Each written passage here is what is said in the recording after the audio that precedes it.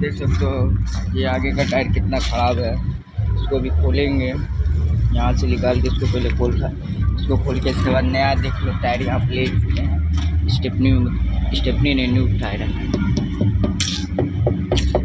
11,000 देख सकते हो यहाँ पे नट खोल रहे हैं।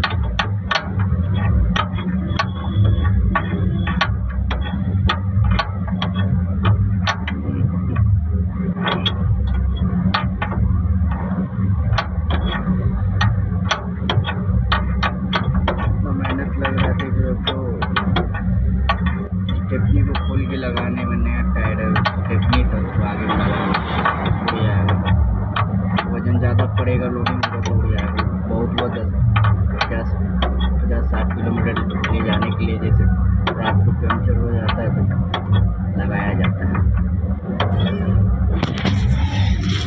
इधर का देखो खुद है।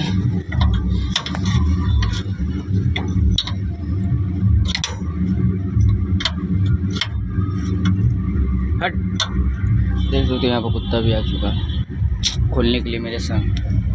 तो क्या बताए, कोई नहीं है, अकेले चलना पड़ता है। ठीक है।